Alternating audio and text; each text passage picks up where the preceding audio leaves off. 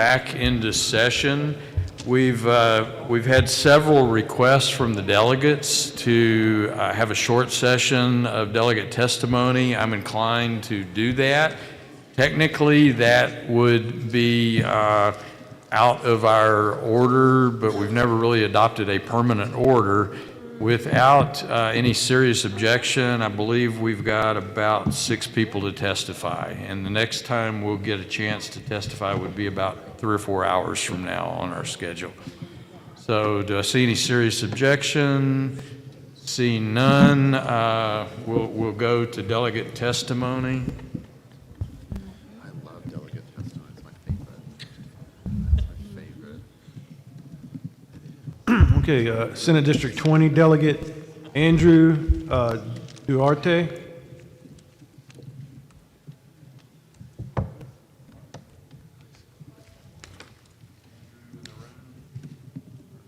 Virgil Cruz has already spoken.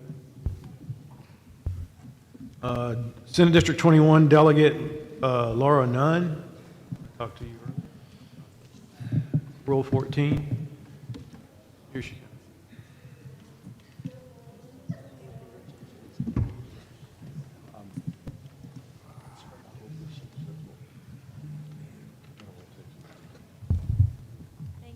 Chairman, and those of you of the committee who have returned.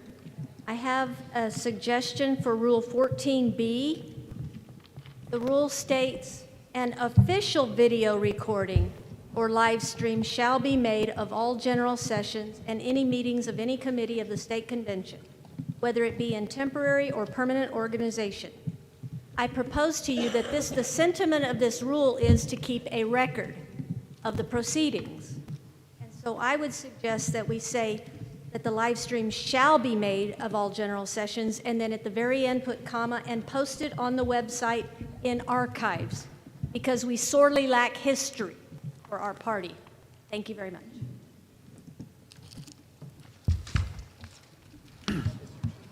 Okay, Senate District 22 Delegate Eric Blake for Rule 30.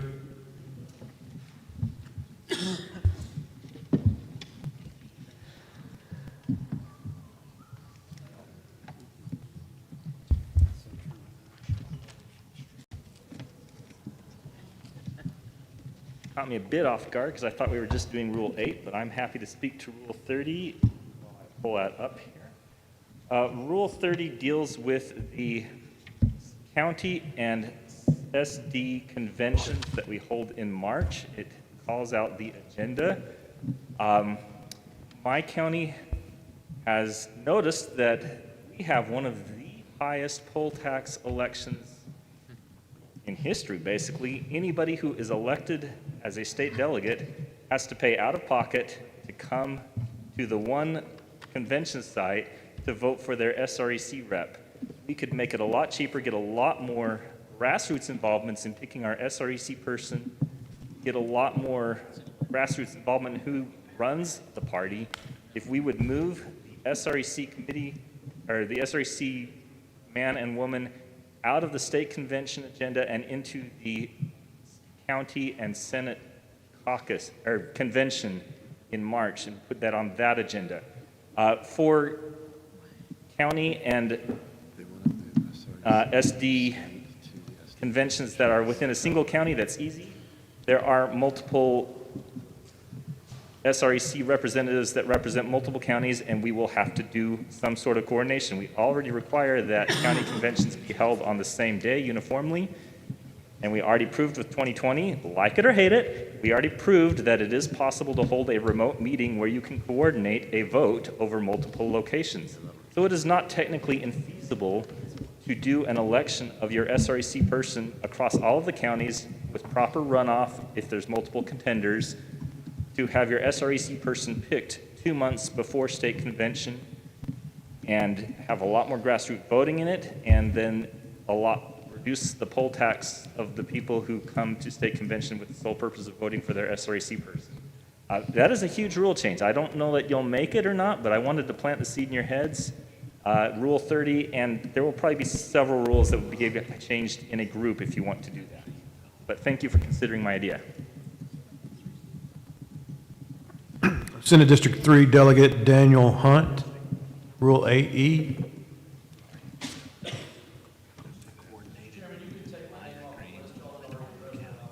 Yes, sir. Senate District 13 Delegate Jerry Vander Stahl. Lynn, I'm sorry. Yes, I'm Jerry Vanderlyn, and I'm addressing the issue about rural versus urban counties. We run into this every state convention, and I think it's possible to have rules that address both, and so I'd like us to start considering that. But in particular, for the urban counties, I think that closing the primaries is going to be huge. Once we close the primaries, then the only people voting in the Republican primary are Republicans. And so we can count that as a party function. That primary is now a party function, not governed by the state. Okay? And once we do that, I really think that the issue of whether we elect the county chair by executive committee or by general election will be moot. I think that the general election becomes the voting block for that county, and I think that will help the urban counties solve their problem. Okay, Senate District 21 Delegate Laura Nunn, did you want to do another presentation? Come on up.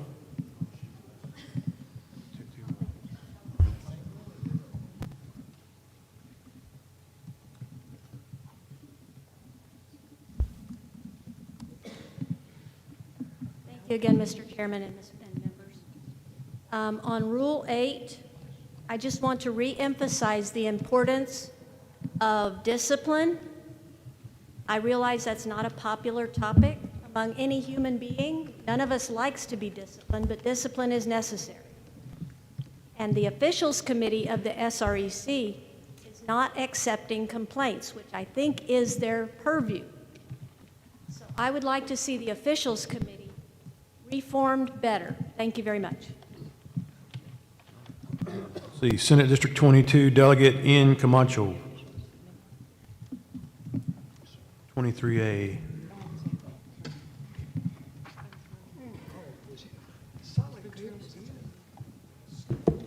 Good afternoon, everybody. Thank you.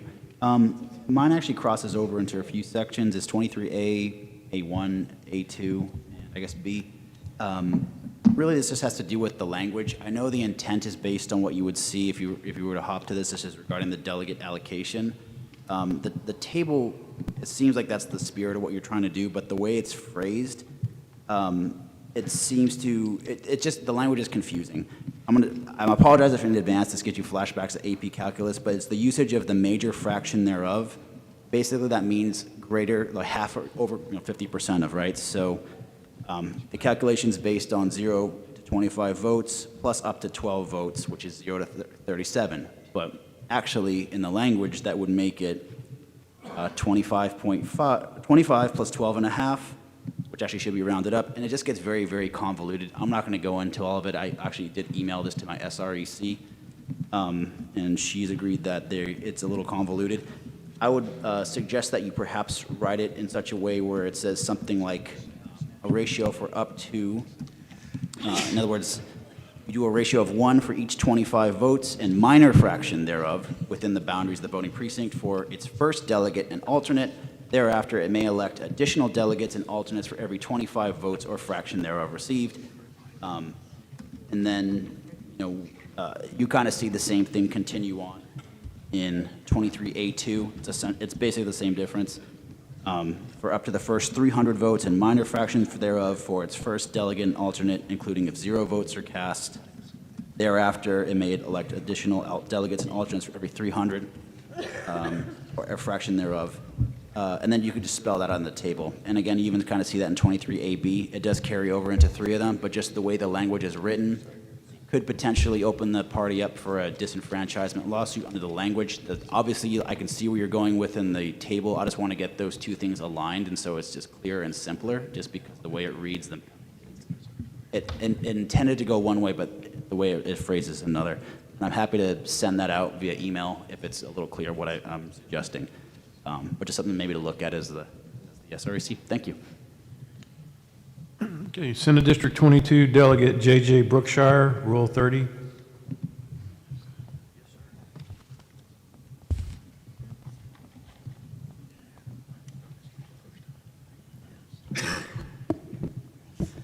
Thank you. I'm following up on what Eric Blake said earlier regarding Rule 30. The Republican Party of Texas is driven by a populist movement drawing strength from our grassroots.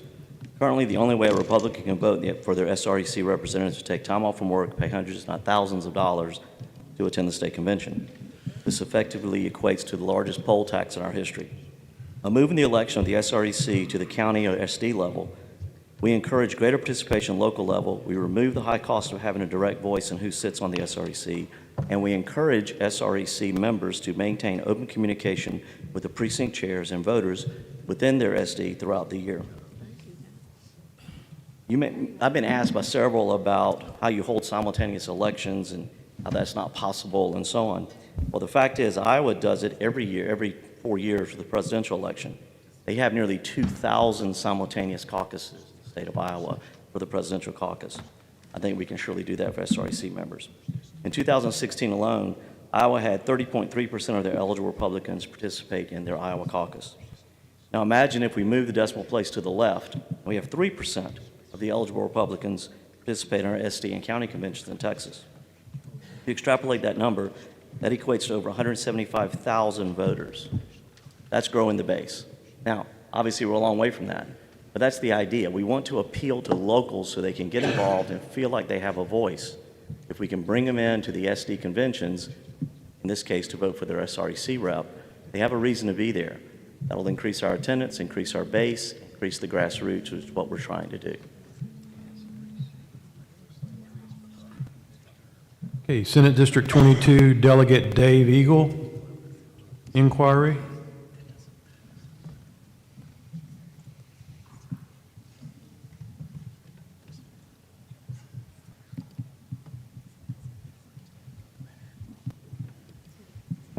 Dave Eagles, Senate District 22, and I came down here Monday and I can't resist asking this question. I figured since I came all the way down here, and I don't know if this would be in the Rules Committee or if it'd be something to consider, but I've dealt with it for the last several years. Is there a way to pass a rule to whittle down the platform to 100 platform planks or less? The reason I'm asking that is that I always get hit with, you got too many planks, and the less is better. The platform of 1860 is 1 page. So just food for thought. I don't know if that's a Rules Committee decision to be made, but I'd like to see less platform numbers and more teeth that are in them. Just my thought. Thank you. Okay, Senate District 1, alternate delegate Jay Gillian. This is for Rule 34C, Legislative Priorities Committee composition at State Convention. Rules Committee controls how many legislative priorities we allow ourselves. The purpose of this is if you have 300 legislative priorities, you don't need a platform. One legislative priority, you are limiting yourself to only one major victory. Currently, the rule says 15 from committee. Delegates on the floor will choose 8 of those approval voting style. The rule does not specify 8, it says half rounded up. I am here to encourage you, change this rule. If you change this rule, it will not affect current Legislative Priorities Committee, is my understanding. It does not impact their work. They have to do 8 and 15, because that's the current rules. I would like the future legislative priorities committees to have single subject item priorities. We often have 9 sentences in our election plank. We get one of those sentences, whatever the easiest one is to pass, that's what they pass. If we had single subject items, we could have 9 election items, but we wouldn't have any other room. That would be 8, and we'd have 1 short. So I am advising that we increase the number 15 to be a larger number. 20 would give us 10 single subject items. 30 would give us 15. 24 would give you 12. I leave the decision up to you, but one of the priority committee members told me, make it 40. We need 20 priority items from the floor. So there is appetite for quite large numbers. It's not something that we can fix in the future. What number you decide now, the committee in 2 years will be stuck with. I also would like the rule to state each priority should be single subject, possibly with a word limit. We use these priorities to advertise our values, to show people that we are the party that holds dear what they hold dear. So these need to be marketable, clean, slam dunk items. The Rules Committee can't craft the items, but you have to set the structure so that we get a good outcome. I appreciate you folks. I think that's it for speakers. Is there anybody else? Okay, thank you, delegates. Thank you, members. Now we'll go to the third part, or the fourth part, I'm sorry, of our rules consideration, and that is to take the rules in reverse numerical order that we haven't already addressed at this point. So I would open the floor to any resolutions we might have. I believe it's on Rule 45 that would be next in order. Any amendments? Yes, Rachel. Mr. Chair, Rachel Hooper, ST 13. I would like to know if I would be in order to make a motion to adopt the 2022-2024 general rules, except for the work this body has already done for Rule 8 and Rule 44, plus our new Rule 46. And housekeeping. It's been moved and seconded that before we go forward, we adopt the 2022 rules. Clarification, including SREC amendments over the past 2 years? Yes, Mr. Chairman. Okay, before, and the big rocks that we've already taken care of, before we proceed with any further amendments. I did hear a second, I didn't catch who did it. Mr. Chair, and also Virgil's amendments that we adopted. Yes, and Virgil's amendments, and I believe there was one we voted down, if I recall. Second, any discussion on going ahead and doing that? That kind of gives us a safety valve, the way I see it. I've seen other committees do this in the past. Point Yes, of ma'am. information, Sandy Kent, ST 18. We approved Virgil's up through 15, but he's got up through 18. So that will be Correct. still But be we outstanding, did- we have to go back to? No, but we did take up one out of order, and I believe from memory, we voted that particular one down. Correct, that was 19. That But was there was 19. 16 through, And we can still 18. take those up in so order. this will And- not and- stop us yeah, talking about what's out there. But Rachel's amendment or Rachel's motion with the friendly amendment would adopt basically everything up to this point that we've done on top of the 2022 rules with the SREC amendments. That make sense? Maybe not Yes and make no. sense. If we adopt it, does that mean there's no amendments after that to specific rules? No, it doesn't Okay. mean that at all. Thank you. But we can adopt up to that point, and then we can amend to, for example, on 45 next. Okay? Speak in favor, please. Yes, sir? Mike Snyder, SD9. In the sense of efficiency, and I think this is a great proposition. I think we should go ahead and do this because it'll get the railroad back on the tracks and get us moving. We've got to get moving, or we're going to really get into a time crunch. And I think this gets us on the road and moving to get these things going. I would love to see this happen. Okay, anybody against Rachel's motion? Seeing none, all will take the vote. All in favor of Rachel's motion to adopt the work up till now that we've done, including Virgil's formatting kinds of things in 1 through 15, and including the previous rules as amended by the SREC, signify by saying aye. Aye. All opposed, nay? Nay. It's adopted. Thank you, Rachel. So now we'll go back and reopen 45 if anybody has any further amendments on 45. I do, Mr. Chairman. Yes, Leslie?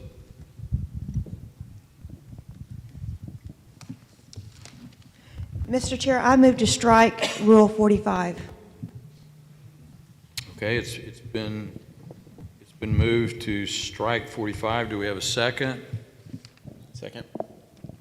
Been moved and seconded. Would you like to speak to your amendment?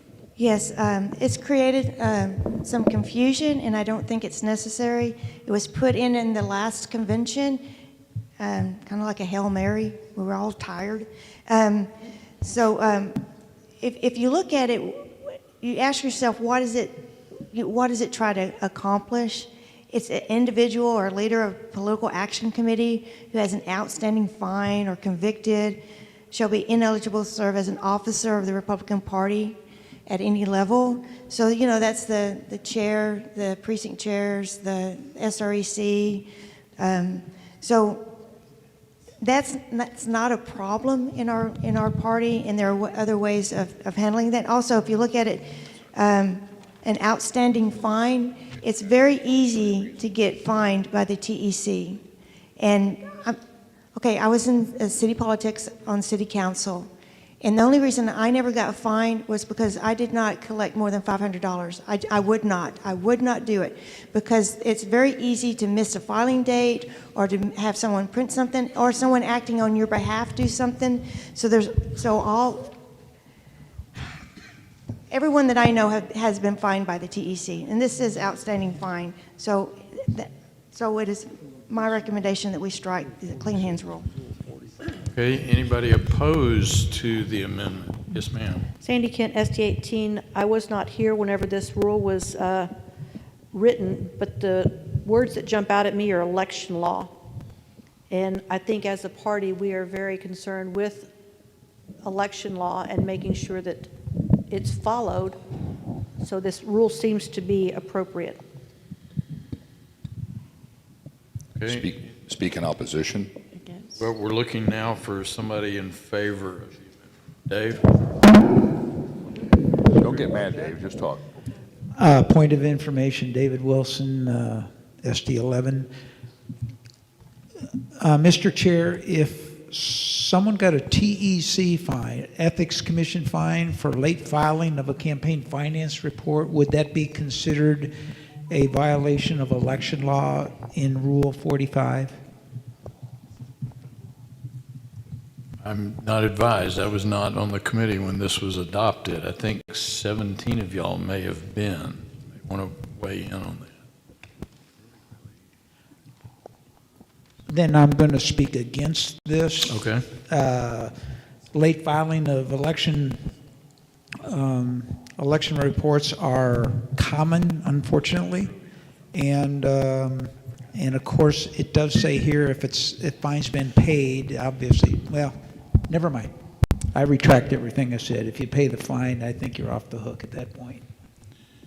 Point of information. I'd like to speak in opposition, please. Point of information, Mr. Chairman. Tim, is the information?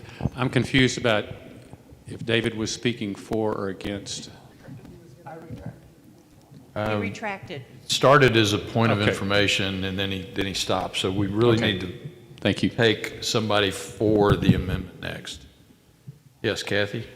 I'll speak for because I was here when it happened. So to be delicate, there was one member of our Rules Committee who was concerned about someone who was running for SREC in that particular convention who had not paid a TEC fine, and the intent was to keep that individual from ever running for SREC again. It was a very specific rule. That's why it was put there.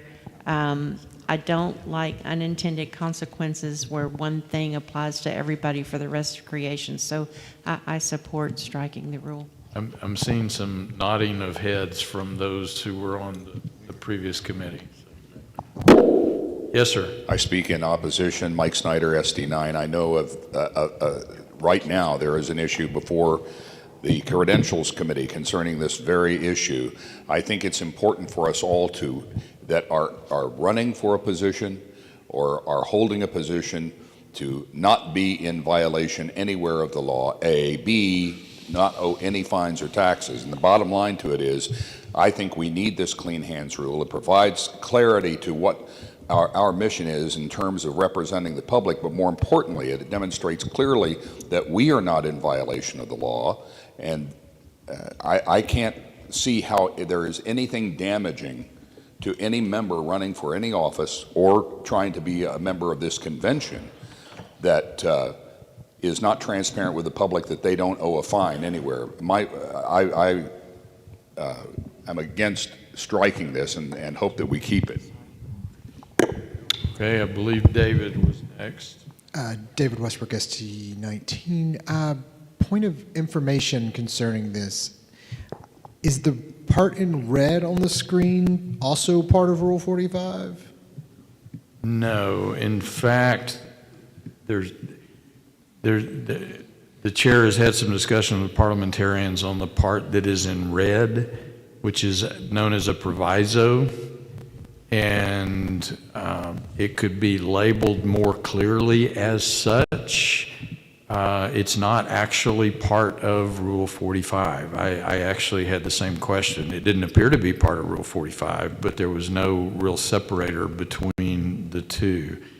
I think that would be a titling situation that we could take care of pretty quickly, but let's take care of the amendment that's on the floor now before we go back to that. But no, it's not part of 45. I was just curious if that was included in what we were voting on, because it was No. completely unrelated, and I was like, No, well, that's the point. It's a completely unrelated, and it's not actually currently a rule. I don't know what the origin of that was, but it's not actually a current rule. okay, thank you. Okay, Bruce. I guess I have a point of information because I don't understand, but the way I read this is this only applies if you're a leader of a political action committee.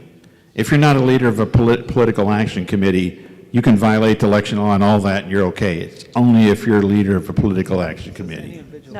No. I think it says any individual, Okay, but that's chair's opinion. all right. Randy. Randy Dunning, SD2. First off, the Ethics Commission in Texas is really just the Speaker's attack dog. I can give you an example.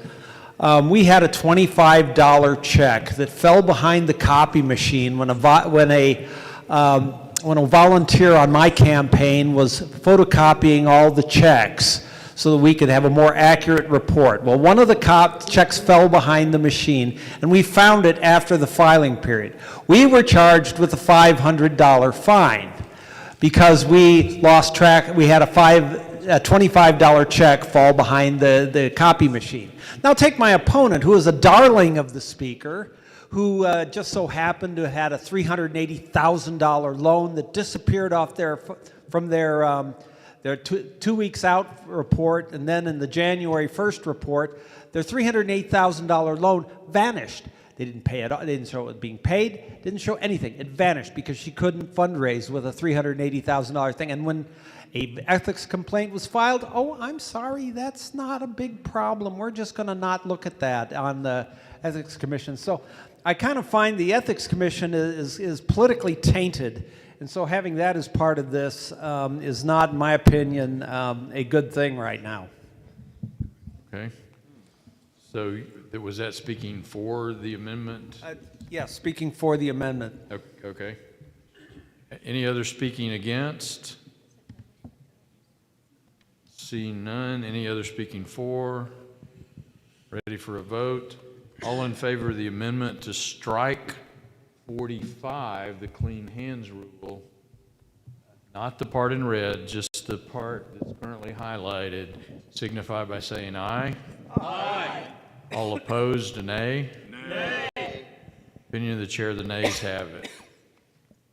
Okay, any other to Rule 45? Amendments to Rule 45. We've already seen none. We've already taken up 44. We'll now go to Rule 43A. 43A. Yes, sir.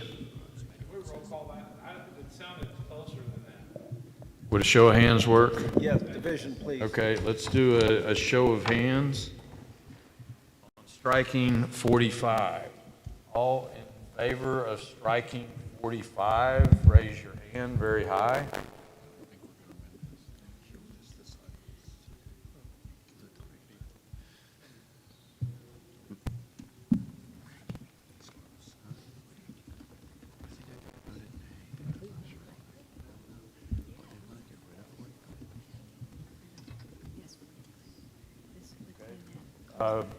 It passes. The vote was 19. I don't see any reason to go through the nays as well. So, my bad in volume judging of the election. Noes are naturally louder than ayes. Part of the issue. Mr. Chair, I have a question. Does that mean Rule 46 is now Rule 45? That would be a separate cosmetic or motion. In the past, when we've done something like this, we have not taken the numbers out because the delegates and everybody else gets used to calling something Rule 44, and I think they're already used to Rule 46. The opinion of the chair is we would just put a notation and delete it or reserved or something like that. Yeah, exactly. What's that? Left intentionally. Yeah, there you go. There was one on there for a long time like that. I think it's been filled back in now.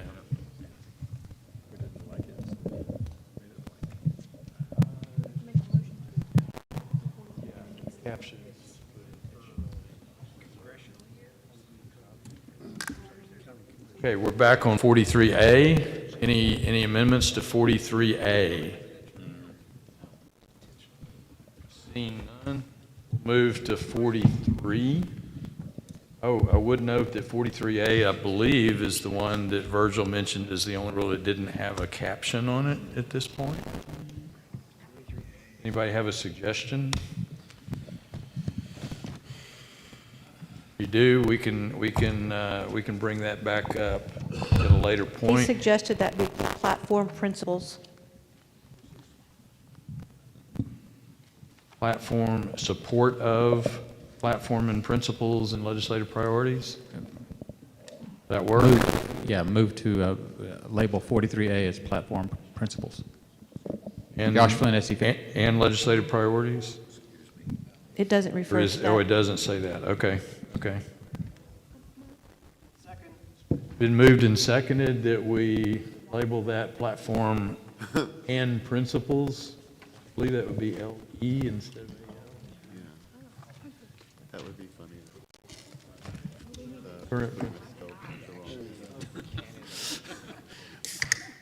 Platform and principles. It's just elementary school principles. Okay, I don't think we need a lot of discussion on this. All in favor of Josh's motion, say aye. Aye.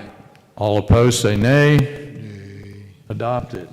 Okay, now we're on Rule 43. Oh, yes, ma'am.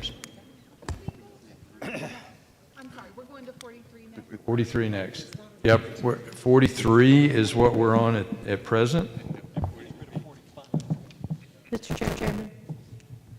Yes, where'd that come from? There we go, Sandy. SD 18, I would like to move that Rule 43, the second line, The county or state chairman shall distribute a copy of the platform to each candidate along with all other candidate application papers. I'd like to strike the shall or take out the platform, because printing out that for each of your candidates in a local election can be cost prohibitive to some. We do provide it, I do provide links to that when I provide all the rest of the application packet. So wordsmithing, if anybody can help with that. So would it satisfy your desire if we made it electronic or paper copy? That would work, Is that a friendly amendment then? yes. Point of information, is that going to leave shall in there? Sorry? Will that leave shall? It would leave shall Yes. in there, is my understanding. Correct me if I'm wrong. Yes, leave it, the county or state chairman shall distribute a copy either electronically or paper copy of the platform to each candidate.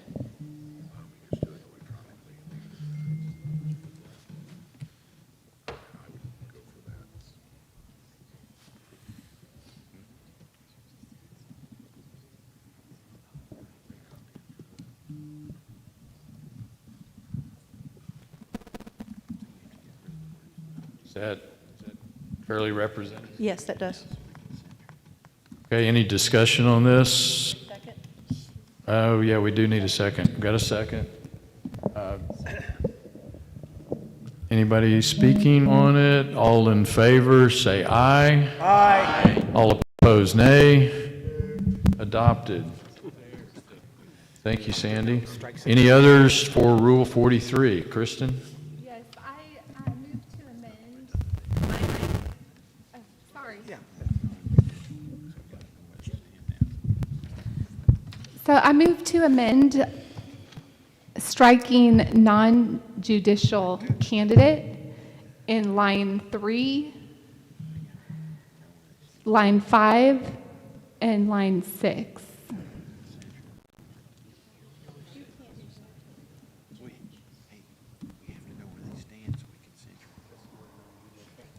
Yes.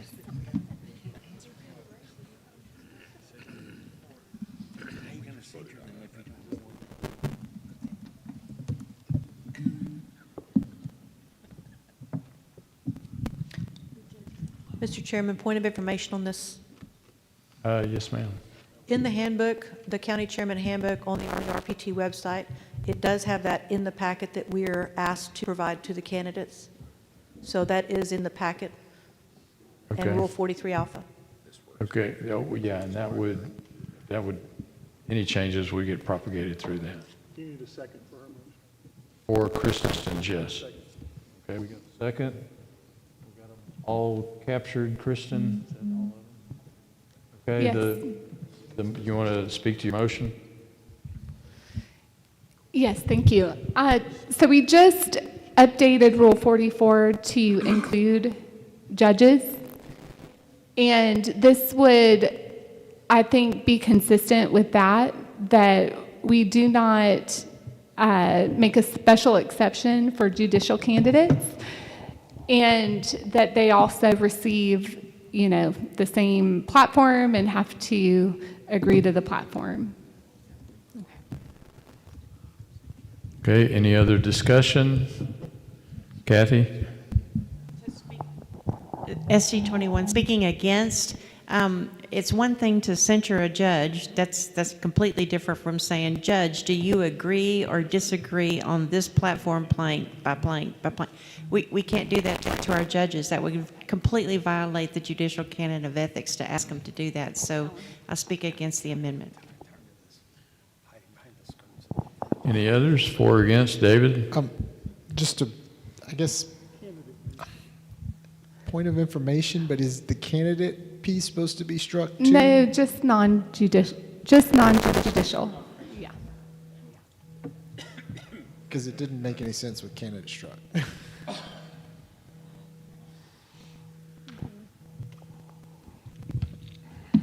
Good catch. Okay. Yes, Randy. Is it in order to speak for? Yes. Okay. Randy Dunning, SD2. I've grown weary of the hiding behind the skirts of the canons of judicial ethics, especially for candidates that aren't judges yet. The fact of the matter is, this is not how you are going to rule on a specific case. It is what you think of the platform of the party under whose imprimatur you have designed to run. When you put that R in front of your name, and put that R behind your name, you're actually tying yourself to the platform anyway.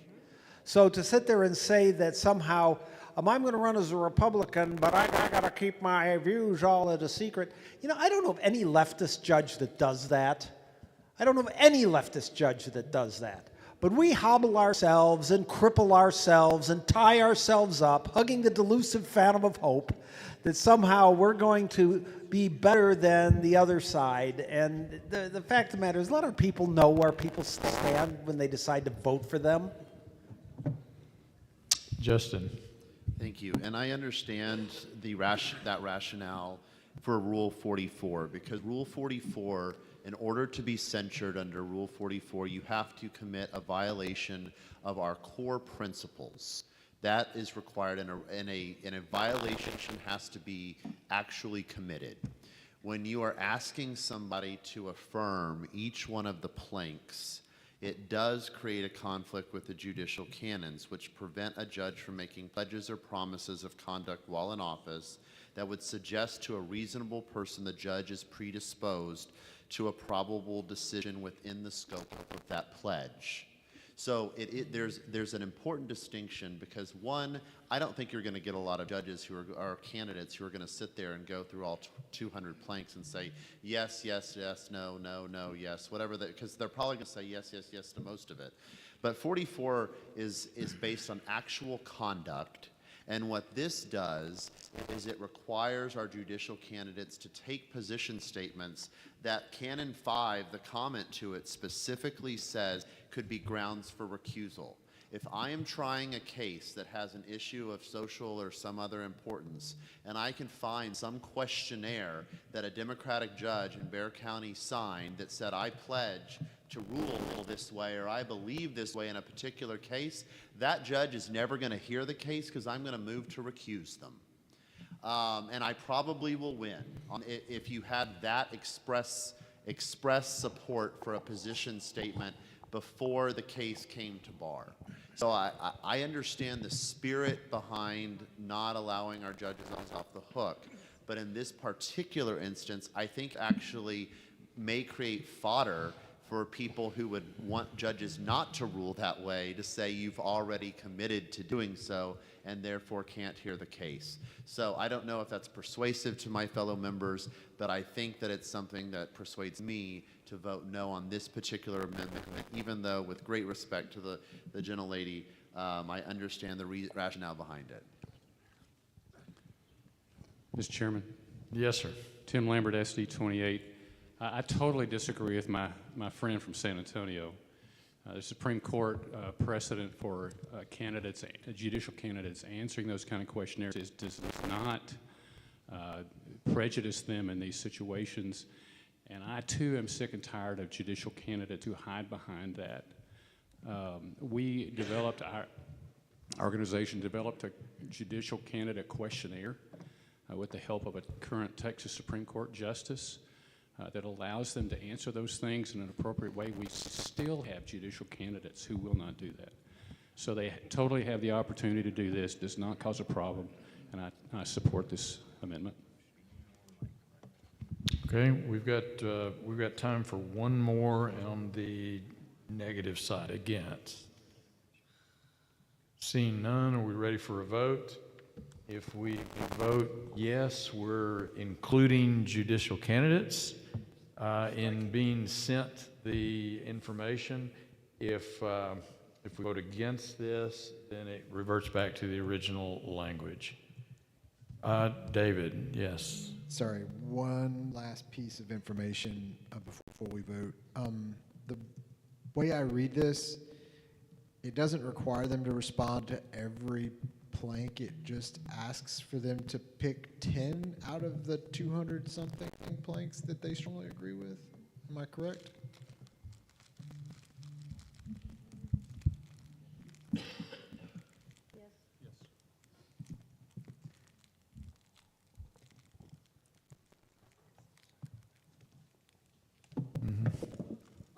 They just have to mark for the party principles and preamble.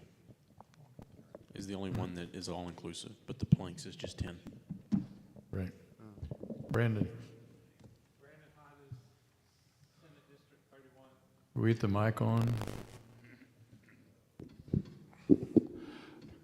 I guess this is a point of information or a question I have about this. So if we pass this and strike out the judges to where our party platform, this is just a question, forgive me, this is my first year, but are we not putting some of those judges in a bind to have to recuse themselves from some type of trial? If they, say for instance, marriage is between a man and a woman, and a case comes up before that court, if they've already answered yes, wouldn't they have to automatically recuse themselves from being on that? And if so, if that were to happen, wouldn't we limit ourselves to every case that had a conservative plaintiff or defendant in it having to be the entire court case being presided over a judge that we know does not share those principles? If that makes any sense, I'm just asking in the body. I understand. I'm not sure that was a point of information either, but yes, Dave? Mr. Chairman, Dave Wilson, SD 11. Point of information, is it true that in accordance with Rule 43, if we were to take this out, no candidates are required to fill out this form? It's their option whether or not they'd like to. Therefore, a judge could choose not to fill this information out whatsoever. Is that correct? That's my understanding, correct. Thank you, Mr. Chairman. Any other comments? Okay, we'll be voting on the highlighted areas being struck as on the screen. All in favor of Kristen's amendment signify by saying aye. Aye. All opposed, nay. Nay. I think we need to count again. So let's do a hand count. So if you vote yes, you must not use they can count. Very high hand. All the A's raise their hands. So you're a yes. Higher, Matt. You don't want judges.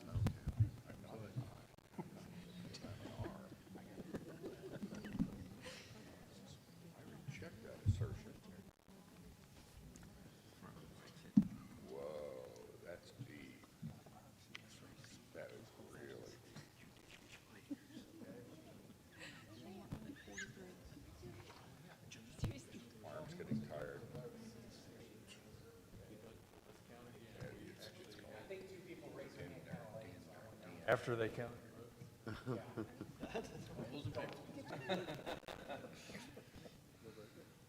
We're still in flavor, right? In favor. Yes, that's correct.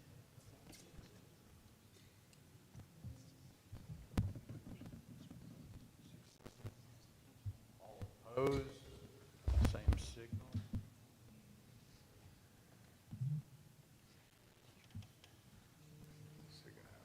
Oh, I'm opposed.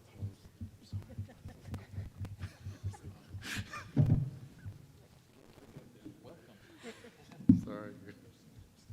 What am I doing? The vote is 16 to 12 by the chair's count, so the amendment passes.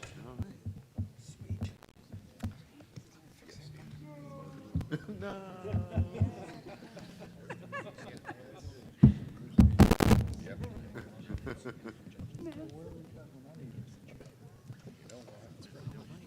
I really don't care. Let them eat. That's, the 16's the... Okay, are there any other amendments to Rule 43 before we move on? Not seeing any? Yeah, something over here? Nope, somebody was just... Okay, we'll move to Rule 42 on the SREC. Mr. Chair, I have an amendment. Yes, Hagler? Kathy Hagler, Senate District 21. I've turned it into the secretary up there on a thumb drive. and I sent it out on our internal chat.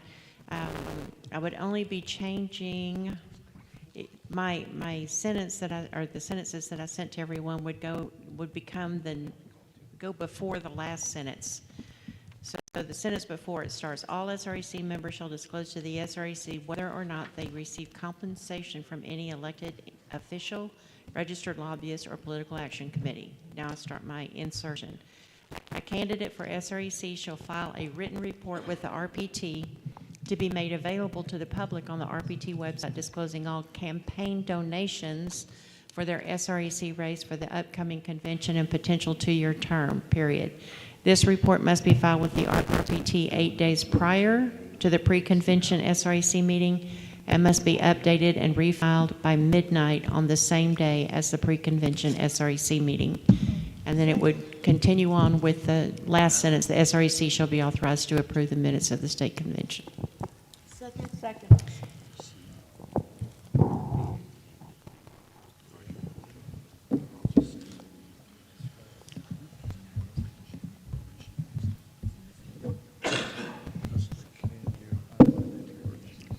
Oh, it was red.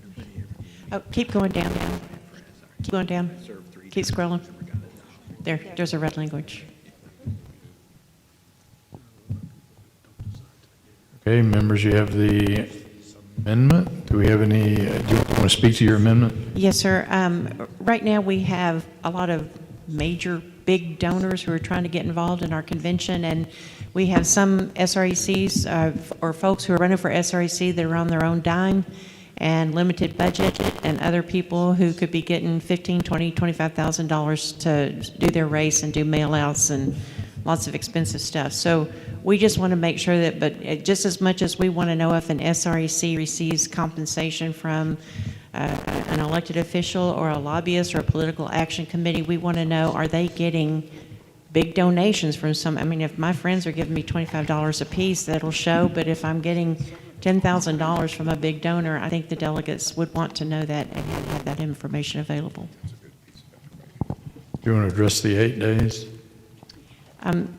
I do that because you would want to know before you get to the convention, and then for the real political nerds, you would actually go ahead and check again the day before the convention starts so that we would have an idea going in. If we got that report 8 days, it's, you know, the state chairs have to file an 8-day report prior to the beginning of the convention as well, but they file with the TEC, and I'm not trying to ask the SREC to go through the TEC, just to put something on the website for the delegates. Okay, anyone voting or wanting to speak against this amendment? Rachel? Rachel Hooper, ST 13, move to amend. Amend the amendment? The Yes. sentence would say, an SREC candidate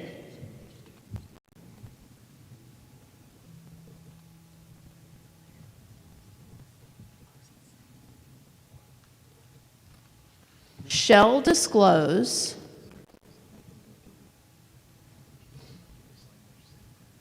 to their Senate District Caucus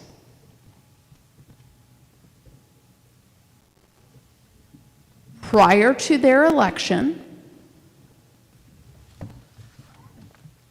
whether or not they receive compensation, and it would copy the last sentence, from any elected official, registered lobbyist, or political action committee, and strike the two sentences in red.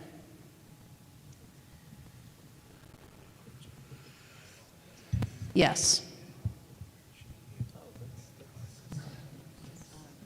No, that's not exactly right, what you said. No, that's not friendly. An SREC candidate shall disclose to their Senate District Caucus prior to their election. Whoa.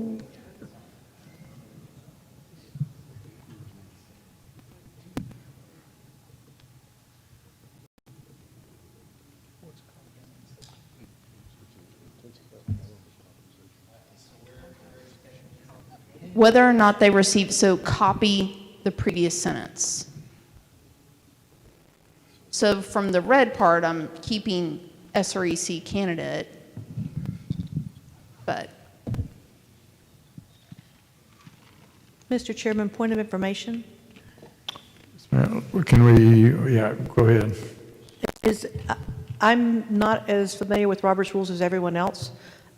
Friendly amendment, isn't that supposed to be part of the amendment, not a replacement of? This is not a friendly amendment. This is an amendment to the amendment. Point of order, is there a second? Does that capture it? Rachel, hang on a second. it does. Okay, who had the point of order? I just asked if there was a second. I hadn't heard one yet. We had a second for the, yeah, okay, yeah, Randy just seconded. Second, yeah, it's wrong. It says receive compensation. Whether or not they receive compensation. Just literally cut and paste from the previous sentence. Okay.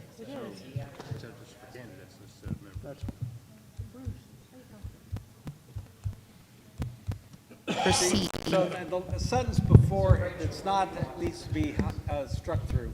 So whether, no, it doesn't. Whether or not they receive compensation from any. So you have it duplicated. Point of information, Yes, ma'am. is compensation, well, is it different than donations? I mean, compensation implies more, I would take that friendly amendment. okay. Point of information. Donations or compensation. Contribution, I think, is what you want to say. Mr. Chair, point of information. Yes, sir. Bruce Campbell, SD 24, just a question for the author. Would a $10,000 donation from Mark Zuckerberg show up on this? What?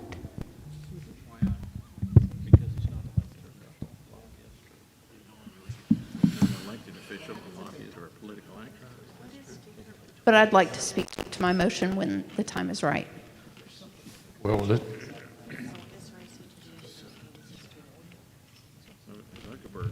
Receive, not ED, please.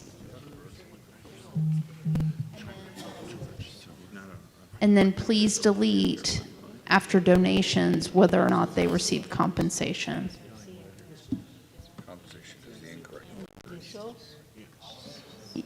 Yeah, because it's in there twice. No. No. Right there. Right there. Thank you. I know it's a lot. I appreciate you. Okay. What about the sentence in front of it? What about it? And That's about SREC members. Rachel, do you want to speak to the amendment? I do. So I am vehemently against the proposal, earlier proposal, not because I'm against transparency. I love transparency. But during the convention, you're going to put more work on the RPT and RPT staff and putting two SREC candidates for every SD. I'm sorry, can we get some order because I can't hear. So the idea of putting people who are working night and day to more work and putting more things on the website, that is untenable.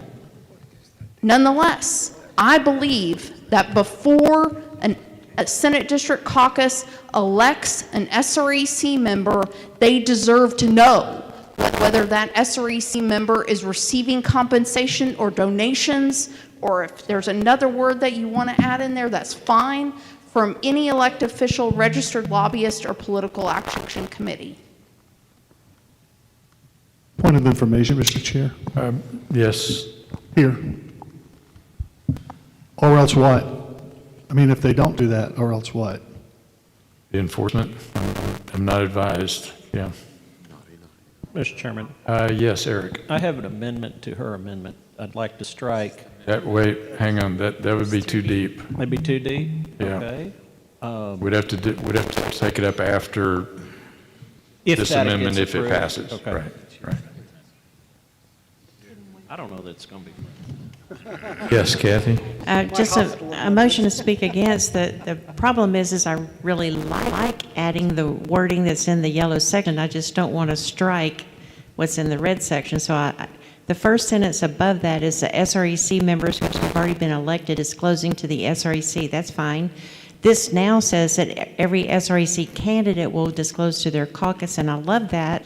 I just don't want to get rid of the other language. And I have to say, asking someone to post some written things that are, some PDFs onto the website is nothing like us asking the RPT to go cut about 500,000 little colored pieces of paper to add all of the voting that we just added to that. We're putting more work on them now than that could ever possibly be. So I don't understand why posting some PDFs should be a problem, considering all the other stuff that we're doing to the convention. Okay, I'll take that in spite of the caveats as speaking against. That puts us 1-4-1 against the amendment to the amendment. Mr. Chairman, point of information. Okay, we're out of time. Okay, Sandra Kent, ST18, it'll be quick.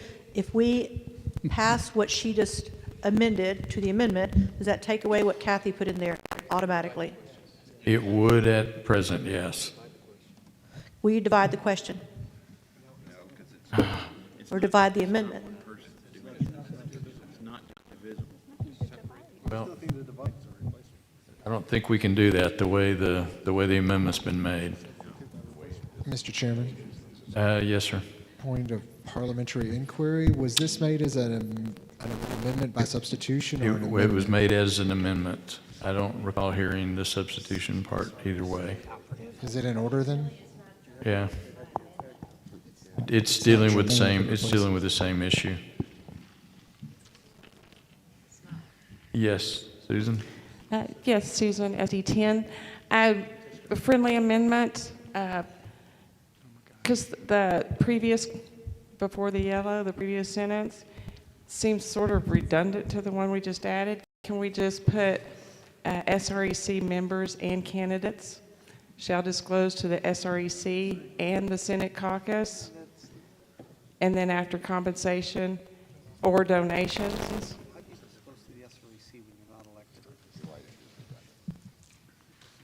That would,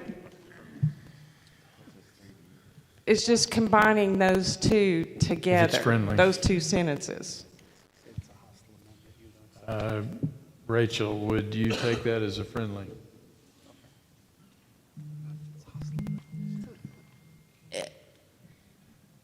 Kind of. I'm open to it, but I apologize for speaking out of turn, but well taken to a point, because guess what? We sometimes have interim SREC candidates.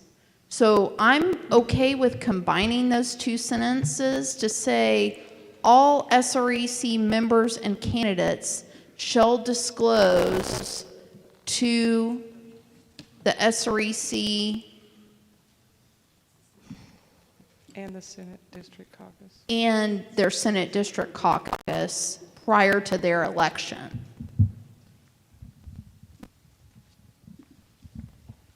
After SREC, the District Caucus.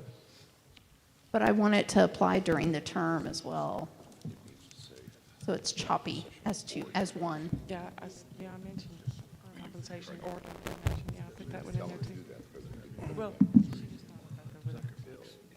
the secretary just made that. She's fixing it. Yeah. Did you want to add that other to it as well to make it suitably friendly, Rachel?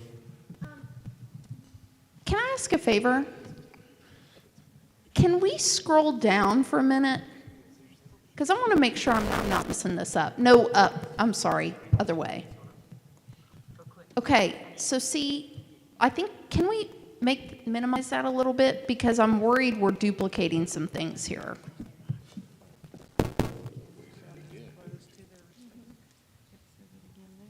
That's why we need to look at the whole rule at one time if possible.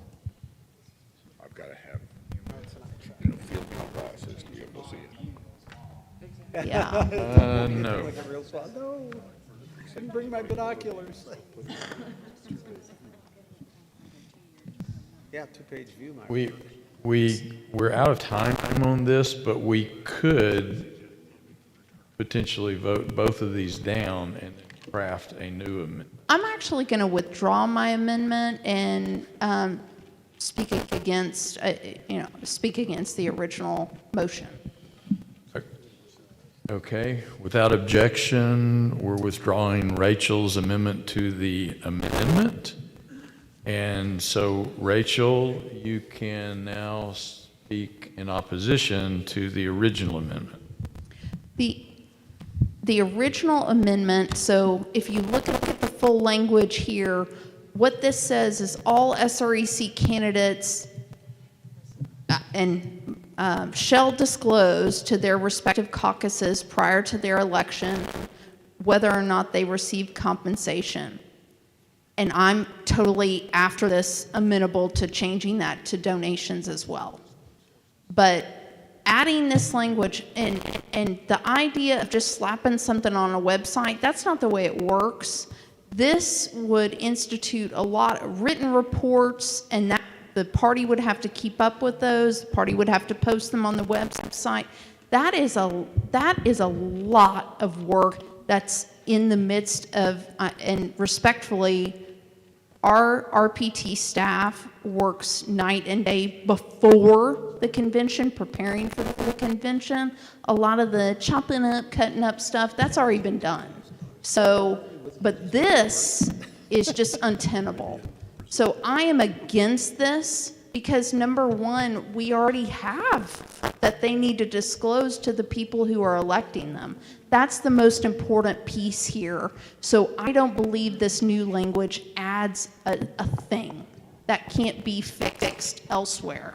Okay, any others for the amendment? Eric? For the amendment. Eric, OPL SD 14. So it's not the same thing.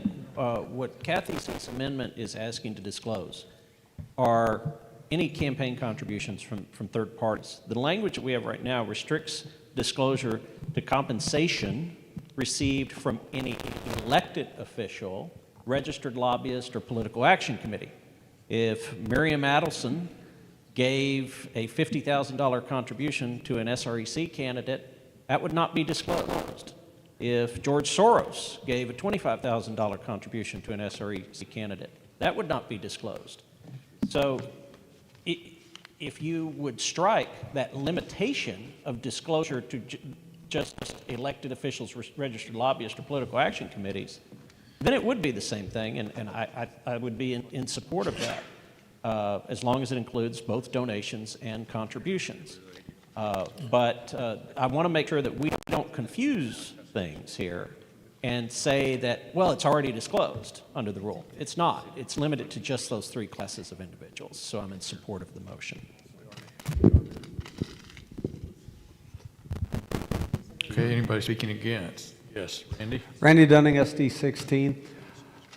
I hear what my esteemed colleague behind me says, and I can see his point. However, the wording here is not solving that problem.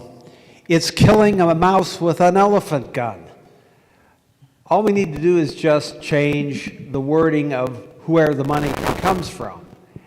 And that also makes a smaller and more compact. So I contend we should vote this down and then put another attempt to make a simplifying amendment that just says campaign contributions instead of any elected registered lobbyists or political action committee. There's a much easier way to obtain solvency here than pulling out the heavy artillery of massive reporting requirements, and frankly, it is massive.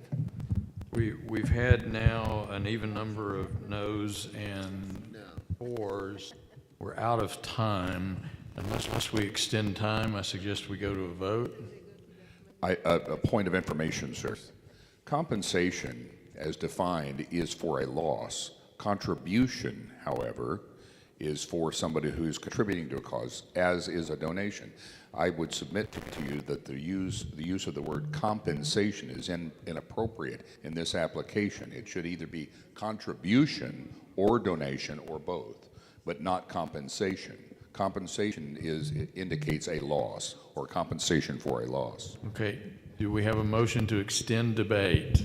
No. Seeing none, all Point of in information. favor of the original language, wait, did you have a motion? I had a point of information. And unless we're extending debate, I think we're out of time by a lot. Okay. I just had a question about this to the chair. If a candidate for SREC, are they not actual candidates until they're nominated in their SD caucus? And if that is the case, then how would they do the reporting? Yeah, current rules allow nominations from the floor at the Senate District Caucus. That's correct. So defining whether they're candidates or not could be a little troublesome. Okay, all in favor of the amendment signify by saying aye. Aye. All opposed, nay. Nay. Do we need a hand vote? I think the nays had it on that one. Okay, do we have another Chair. amendment that might Mr. accomplish Chair. the same thing? Randy? Randy Dunning, SD2. I'd like to take the word compensation and replace it with donations and contribution, donation or contribution. Or, okay, donation and contribution. Okay, we can leave compensation in. I take that as a friendly amendment. Compensation, contribution, and donation from any source.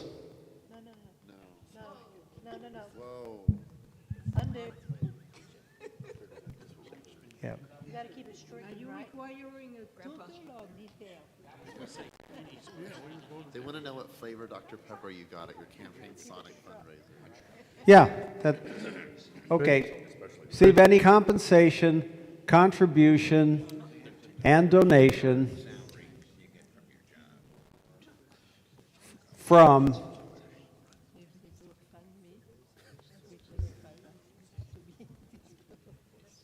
Compensation would be replaced with contribution. compensation, contribution, donation.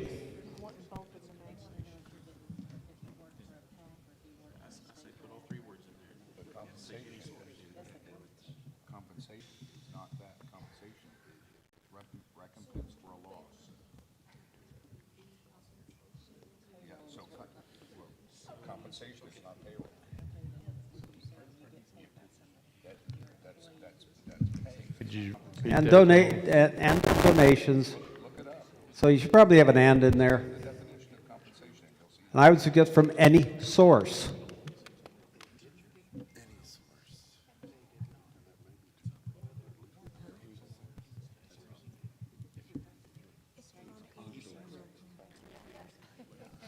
We don't need to go any source.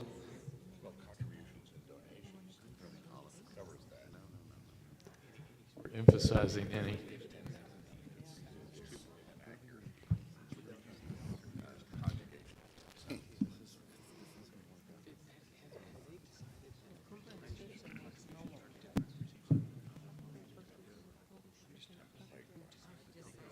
Did you want to stop it at after source and delete the rest of it? Yes, any source. I mean, if my mom gave me $50 to run for SREC, I'm happy to disclose that. By God, we wanted to know it. That's right.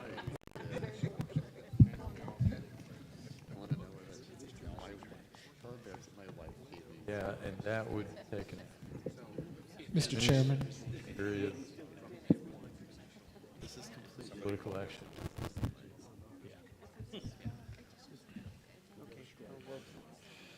Mr. Chairman. Point of information. Yes, David.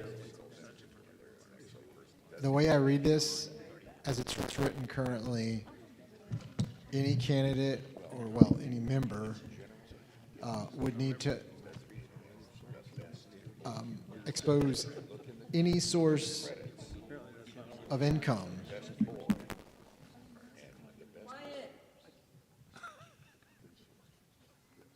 as a result of this, including their job and every other source of income in their life. That's not a donation. I mean, if I reach into my own pocket, nobody considers that a donation. Compensation is pay from a job, contributions is contributions, and donations is donations. Any source is not. Whether I'm on the SREC or not, I still get the paycheck from my job. Mr. Chairman, point of order. Do we Yes, have a sir. second? I believe we did have a second, but we can double check to see if we have a second. Okay, Mac is seconded. Mr. Chairman? Yes, sir. Tim Lambert, SD 28. I like this. I like the effort here. I think it's changed the intent of the rule. We've gone beyond. I think the intent of the original rule is to clarify if elected officials, lobbyists, or political action committees might have influence on an SREC member. And now the current language, I think, is basically saying you have to go, it's too broad. Contributions, donations, compensation from any source.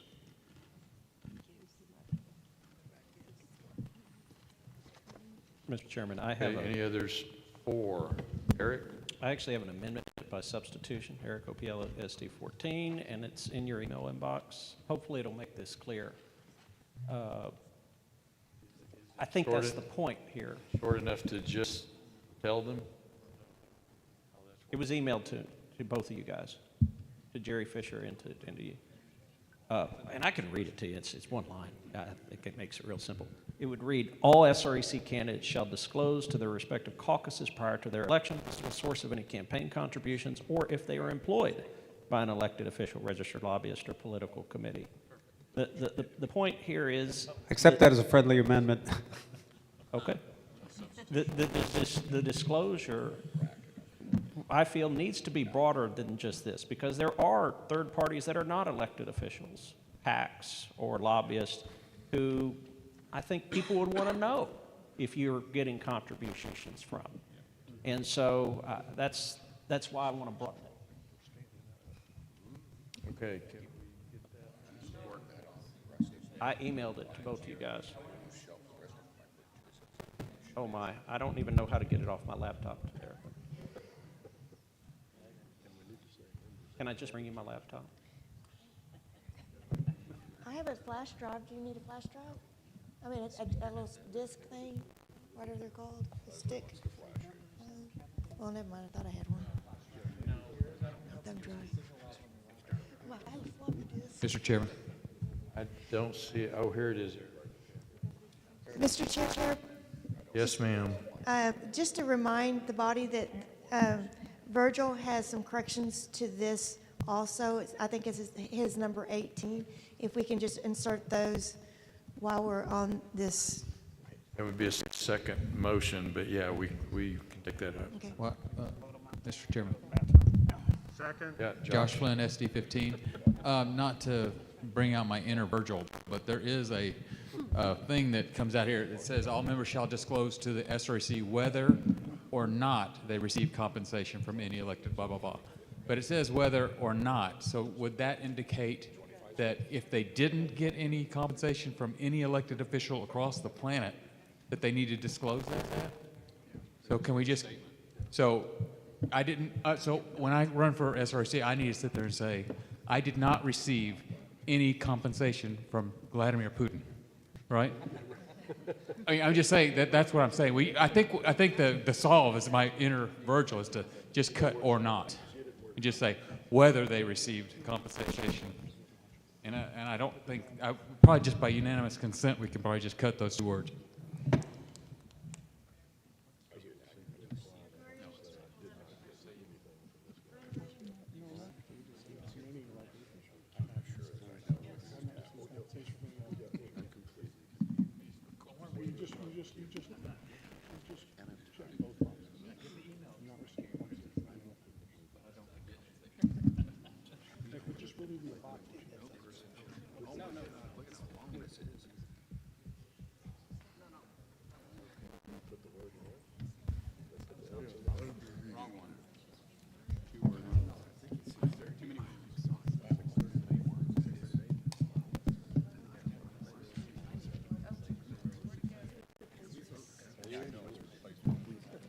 I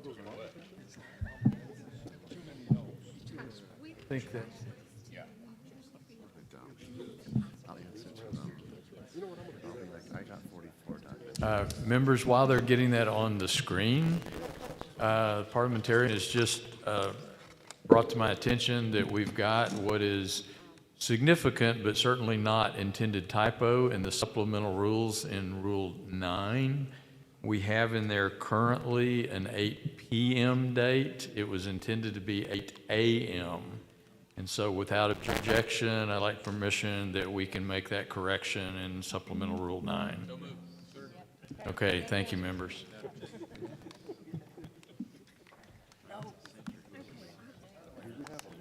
Nope, nobody objected. It would have been David.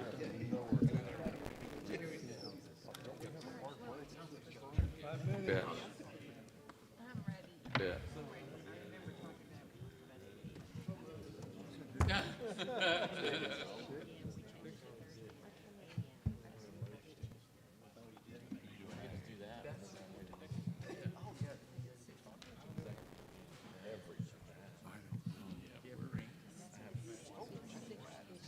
What is that?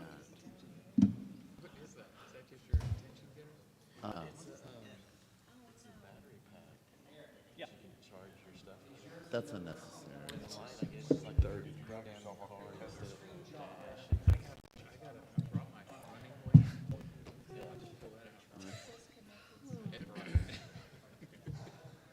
Get my tinfoil hat out.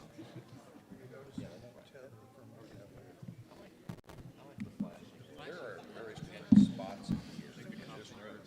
You move a couple of feet. There's like a combination of metal somewhere and screws it around. The best place to put it is out on the porch. I need to send some documents this afternoon. I couldn't wait when I walked on the porch. It's up on the screen. Yes. Mr. Chairman, I think they got it up on the screen.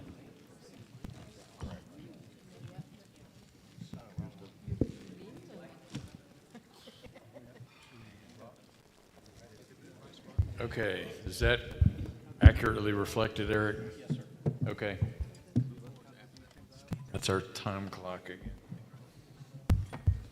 The new friendly amendment is all SRECC candidates shall disclose to their respective caucuses prior to their election whether or not they receive compensation from any elected official. Oh, that's not.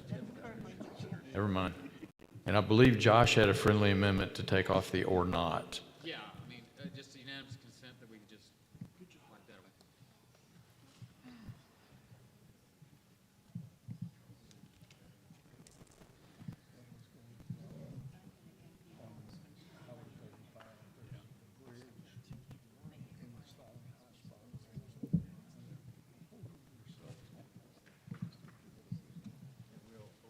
Yep. I've seen that happen with ski resorts. But now 5G. Sheriff's race.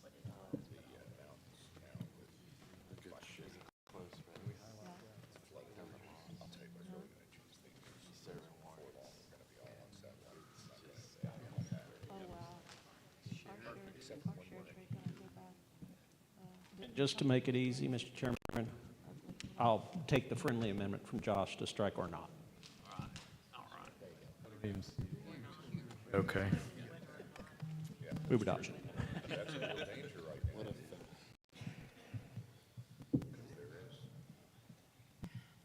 I don't see the or not, frankly, on Section right below.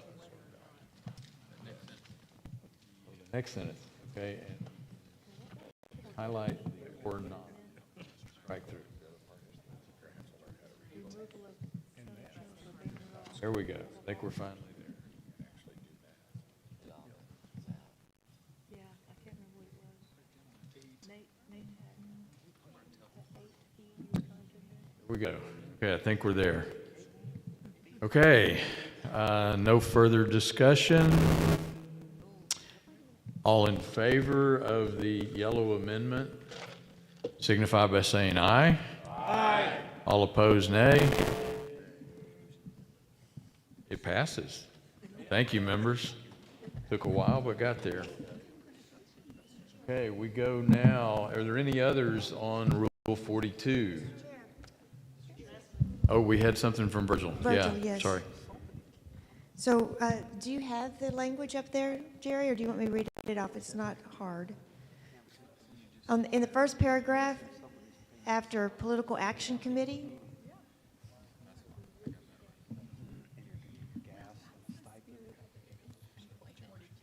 (42), after Political Action Committee, in line 3.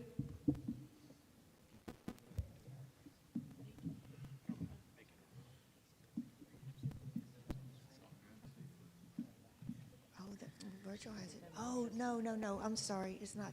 So, no member of the SRC may hold any elected federal, state, or county office. Where's that at? So, okay, scroll down. Okay, there it is. So,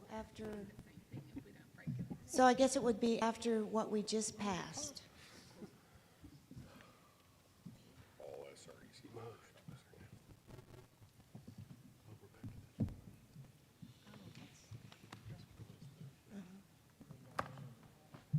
So after the word,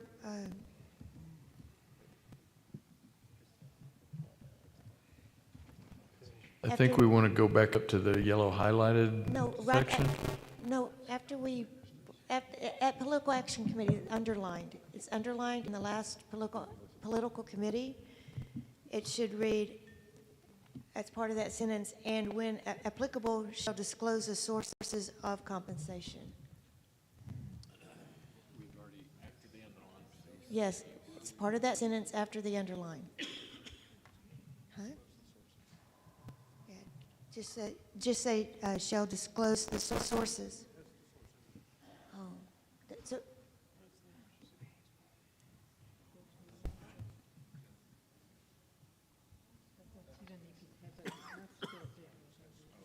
Okay, that's duplicative of what we have above.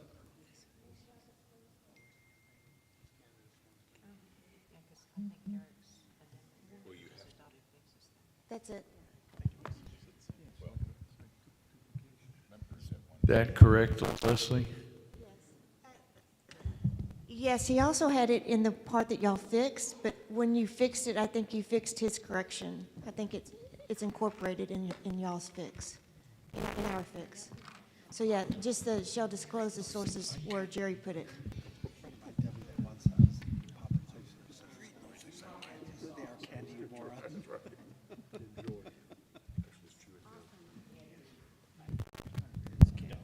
That's good. That's good. That's what Virgil wanted. No, I did something wrong. In Virgil's original correction, he had it also where y'all did the underline, but y'all solved that, so you don't need to put Virgil's correction in there because you make them disclose the sources.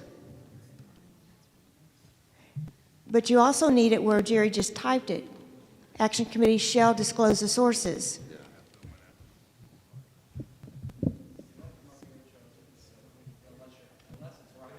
It's right.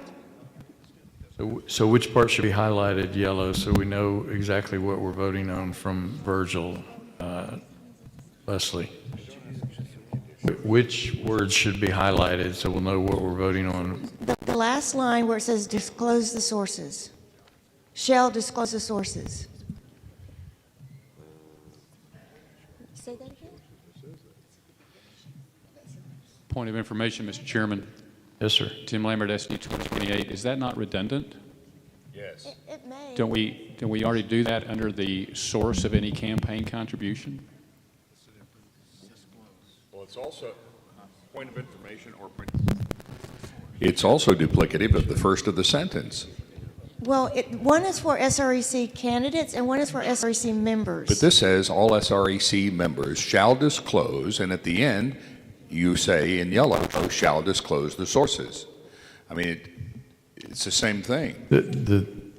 If I may, the difference I believe Virgil was trying to capture is you could have a situation where an SREC member perhaps ran without any donations and yet then became, for example, employed by a lobbying firm or got donations after that or something of that sort.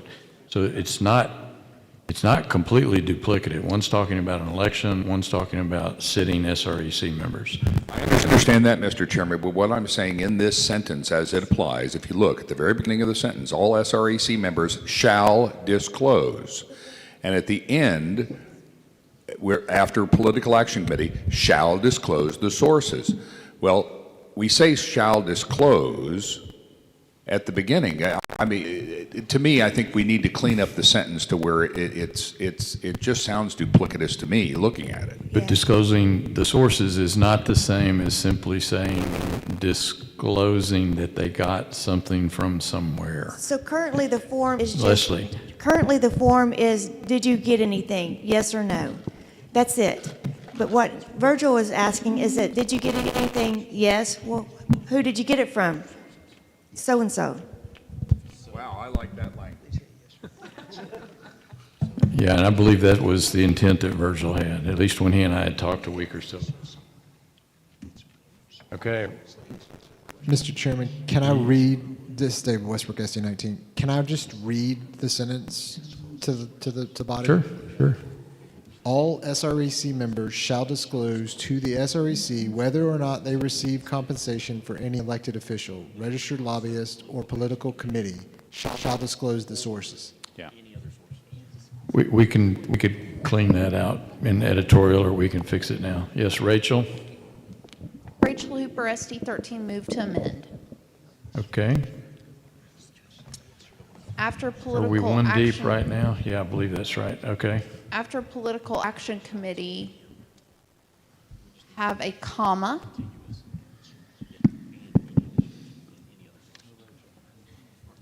After political action.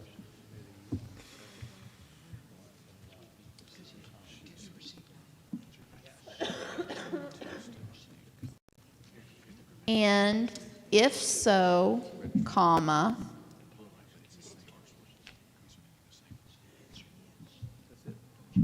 the member shall disclose the source, and then S should be in parents.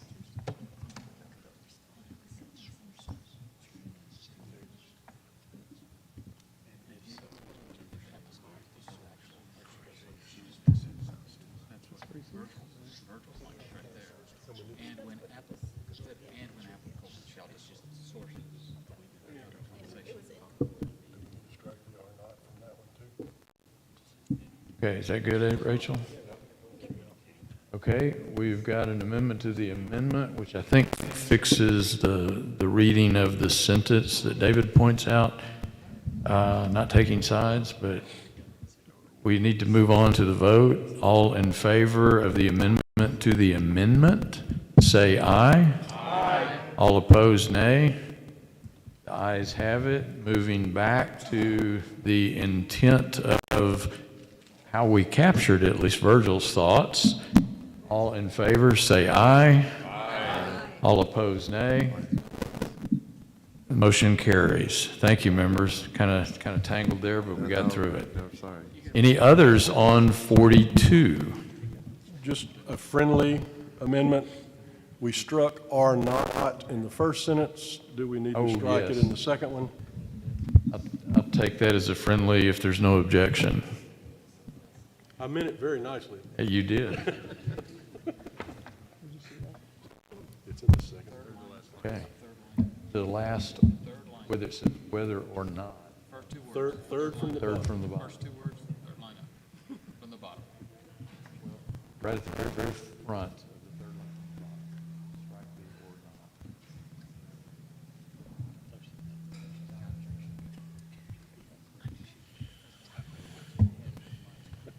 You're getting good money. Maybe we'll bring back a hamburger.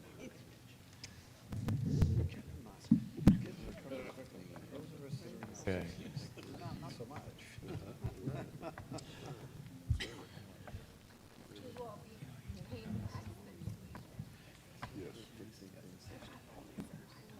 Okay, any others on Rule 42? Seeing none, we'll move to Rule 41. We do have a hard break coming up pretty quick. I would suggest we just plow through it. Mr. Chairman. Yes, sir. Nathan Joy, SD 16. I have an amendment to Rule 41 to strike the last sentence. Strike the last sentence? Yes.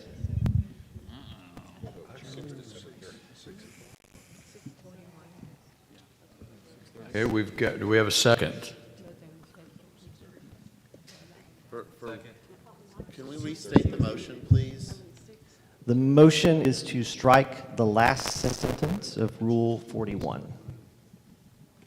Would you like to speak to your motion? Yes. This amendment would remove handcuffs on the preferences and voices of the delegates of the convention, allowing elections to freely demonstrate those preferences.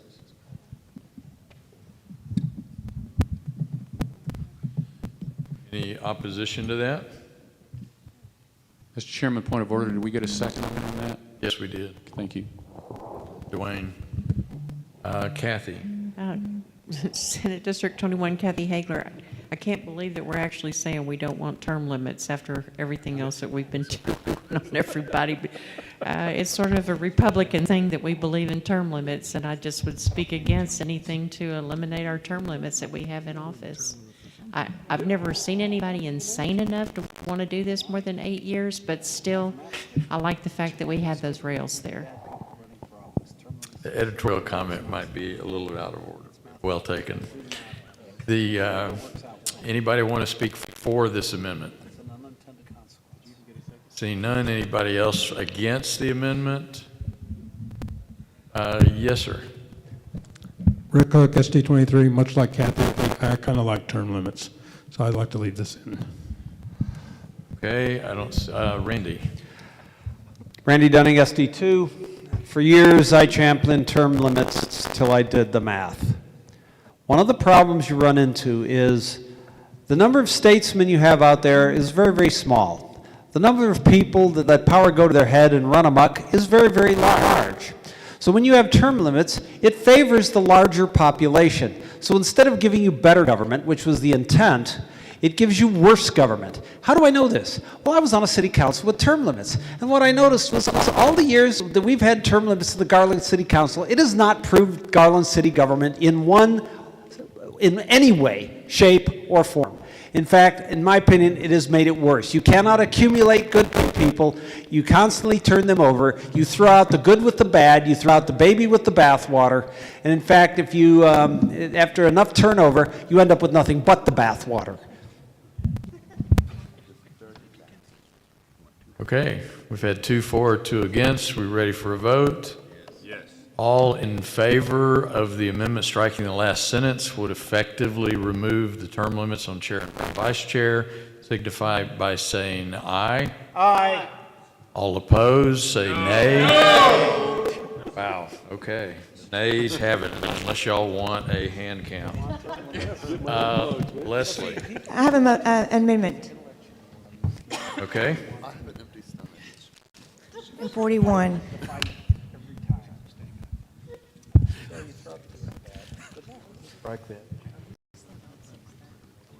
So Leslie Thomas, SD 22. I move to strike a man and woman and insert nominee. Second, SD 17.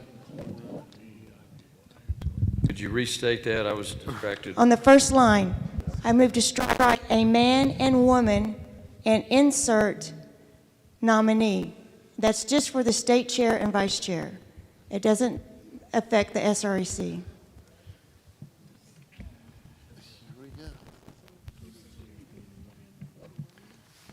Okay, we've got an amendment to strike a man and And woman. a friendly amendment to that is repeated below. Select one man and one woman. I would I accept friendlily that. suggest that we change that to.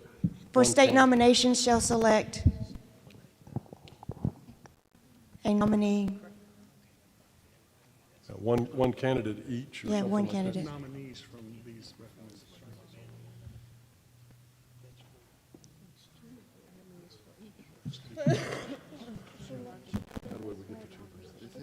Is that what you intended to say, Leslie? Yes, and then the state nominations committee shall select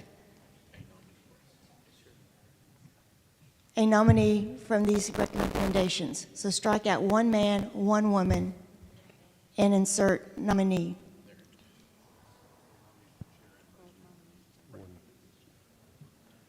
One nominee each, because you got chair and vice chair. Okay. That's why she's doing that.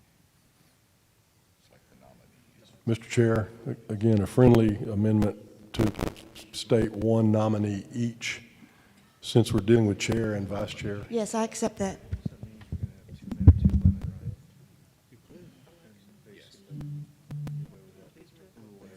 After the word nominee in the second line, after you get it inserted in the line below that, say each, was that correct, Mac? One nominee each from these. Nominee each.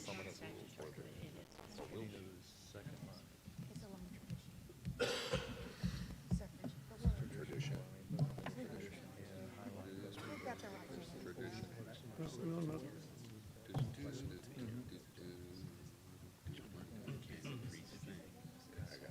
He was talking about the next line down, where you have one man and one woman. He was saying select one nominee each from these recommendations. Well, in both places, yeah. Just to keep the terminology right.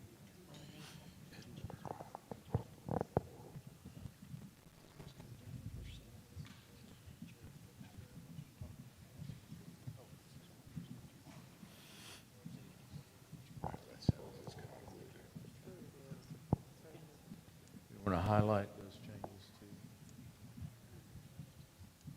Okay, Leslie, do you want to speak to your motion? Yes, sir, I do.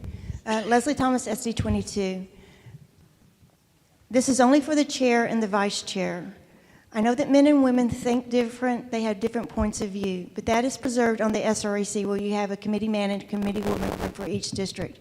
For the chair and vice chair, we want a meritocracy, right? We want to elect our person for those positions. We don't want to be hampered. And in this convention especially, where you have 5 running and for 1 and 6 running, and it's mixed. So could be a possibility that you elect, the person that you elect for vice chair it gets tossed out because of the wrong sex. And they don't even get a chance. So they're running for something that they might not even get a chance to fulfill. And that's not fair. And I understand where this came from like the suffragist movement.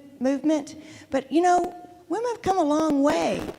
We've had women chairs of RPT, and they've been very good chairs and very strong chairs. And I think we can handle a woman chair and a woman vice chair. And I think we can handle a male chair and a vice chair. I think we just need to be about the meritocracy and give a poke in the eye to DEI. That's my slogan. Do you have anybody speaking against the amendment? Kathy? SD 21, Kathy Hagler, I'd like to speak against. By RNC Rule Number 2, we have a national committee man and a national committee woman from every state and territory. By RNC Rule Number 5, the RNC chairman and co-chairman are of the opposite sex. By RNC Rule Number 5, the 8 vice chairmen are 1 man and 1 woman from each of the 4 regions. By RNC Rule Number 6, the executive committee includes 1 man and 1 woman from each of the 4 regions. By RNC Rule Number 10, the Standing Budget Committee includes 1 man and 1 woman from each of the 4 regions. And of course, Rule 41 says the 4 convention committees include 1 man, 1 woman from each state, and our rules for SREC have 1 woman and 1 man from each of the senatorial districts. It's tradition in our party from the national level to the committees in the national level all the way down to state that this is a practice that we do in both parties just because we finally, thank God, have a plethora of candidates of both genders willing to serve as state party chair and vice chair, I don't think we need to make ourselves politically correct to remove a man and a woman from our general rules. If we need to find a way to make elections go smoother, let's do that. But let's not be like the Boy Scouts and take the boy out of Boy Scouts in order to conform to popular liberal thinking.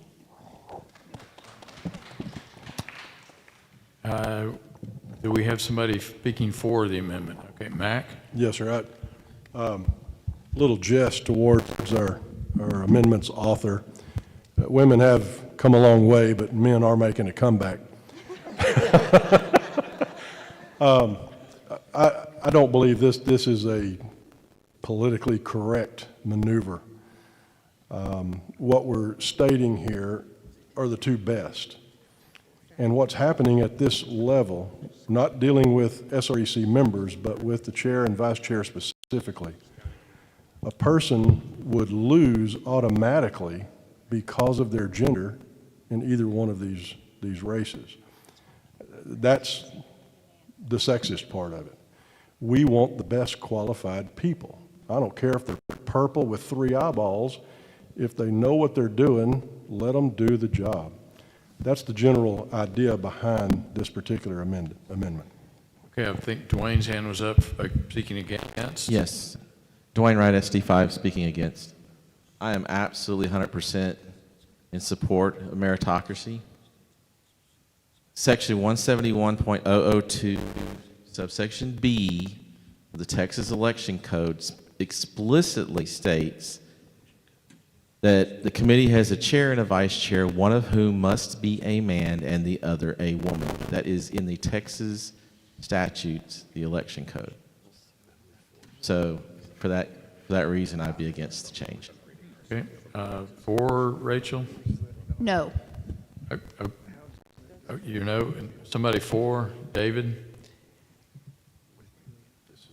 I'm for this change because it doesn't explicitly violate the election code. It could result in a violation of the election code, but it doesn't explicitly do so. And let's be real, the National Party is not a good example to follow currently. So we don't need to be woke, because then we'll go broke. Okay, I believe Rachel was next with an against.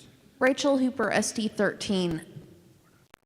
Leslie brought this up to me yesterday, and I told her that I was against it, and I remain against it because the purpose, in my belief, the purpose of the state chairman and the state vice chairman is to be a representative, a lead man and a lead woman within the state party.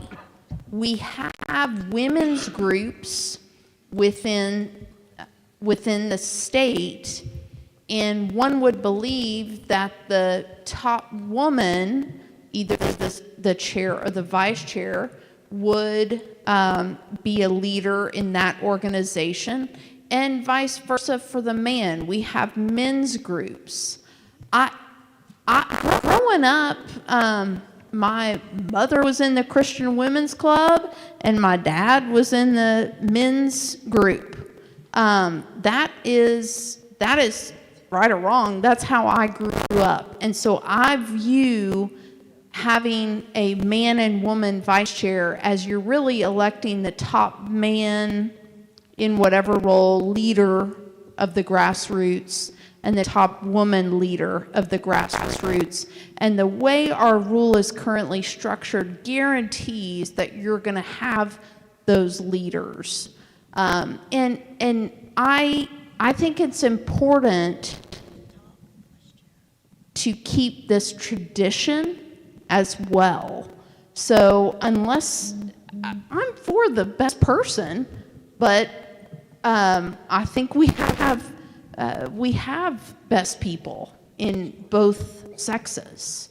So I think we should keep the rule as is. We have another for and against. We got a tiny bit of time left. I'll speak for it. Okay, Ronnie? I speak for this amendment just simply because it does help solve the problem that we were facing with the previous amendment, in that it widens our pool of people that are qualified to do the job. Respectfully, on the previous point, I don't ever see the chair and the vice chair in where I'm at. So I see my SRECs more often. So whenever we're talking about having a male and a female leader to show that equal representation, I feel it's, like Leslie said, far more important for our SECs to be like that. But once again, I think it just widens our pool. That way we're not constantly running up against that wall of who do we get to run. Saw Dave's hand up next. Is it against? Against. Okay. Dave Wilson, SD11. I'm speaking against this for many of the same reasons that have already been mentioned that I will not repeat again. But I want to additionally address the fact that if in an SD caucus they elect a man for chair and a female for vice chair, and it turns out a female is elected for chair, it doesn't mean their nominee from that SD cannot have a vote because they elected a female vice chair. They still have a vote available to them. They're bound to that on the first one, but then they can look at the caucus that they had and see what the combination of votes were and can still have a voice. So the idea that this male-female thing kind of disqualifies certain caucuses from having a vote for the vice chair is not correct. Thank you. Okay, our timer went off.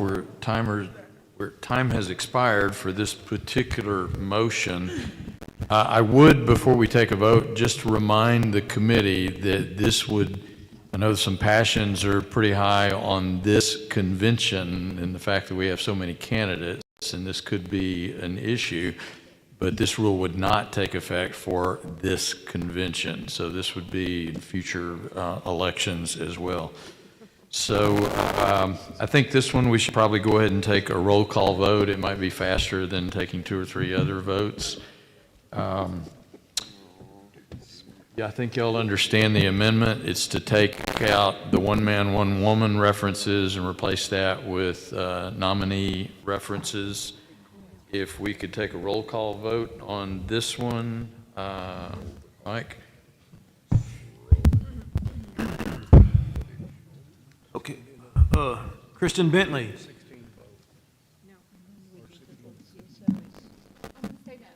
Okay. She said no? Randy Dunning. No. She said yes or no? Mac Duncan. Absolutely. Okay. Yes, it is. Okay. John Boucher. No. And Dwayne Wright. No. Keith Nielsen. Russell Rush. No. Ken Leonard. Leonard, I'm sorry. I swear, I'm very sorry. Home solicitors call me Leonard. And is it yes or no? Yes, sir. That's a yes. Mike Snyder. No. Susan Valiant. Yes. Dave Wilson. No. Ronnie Jones. Yes. Rachel Hooper. Eric Opiella. Nope. Josh Flynn. Nope. Nate Joy. Yes. Caleb Piatto. Yes. Sandra Hine. No. No. David. Yeah, it was a no. David Westbrook. Chuck Burnett. Yes on Chuck. Kathy Hager. No. Leslie Thomas. Yes. Rick Cook. No. Bruce Campbell. Yes. Naomi Nerez. No. Justin Nichols. No. Susan Guggenheim. Yes. Tim Lambert. No. Brooks Coleman, Yes. Mark Russell, and Brandon Hodges.